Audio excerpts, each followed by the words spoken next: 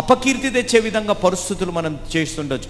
కానీ దేవుడు ఈ నూతన సంవత్సరంలో ఒక నూతన హృదయాన్ని ఇవ్వాలని ఆశ కలిగి, దావీదు గారి జీవితాన్ని మీరు గమనిస్తే, ఈ 11వ అధ్యాయంలో మీరు గమనిస్తే, యూరియా అనే ఒక వ్యక్తి భార్య బెత్షెబాతో ఆయన ఏం చేశాడు? పాపం చేశాడు. ఆయన తాగిపిచ్చాడు, ఆయనని చంపాలని ఇది చేశాడు, అన్ని పన్నాంగాలు చేశాడు, అన్నీ చేశాడు. ఆయన అనుకున్నవన్నీ జరిగిపోయాయి. ఆయన చేసింది ఒక పని ఏంటిదనగా, ఎవరి ద్వారా అయితే బెత్షెబా గర్భం ధరించిందో, ఎవరి వల్ల అయితే బెత్షెబా విధ్వరాలయ్యిందో, అది సమాజానికి తెలియకుండా సమాజంలో మంచిగా కనపడడానికి, నేను చెప్పే మాట చాలా జాగ్రత్త, సమాజానికి మంచిగా కనపడడానికి, సమాజంలో ఒక విధ్వరాల్ని, గర్భంతోనున్న ఒక విధ్వరాల్ని పెళ్లి చేసుకున్నాడు అని ఒక మంచిగా కనపడడానికి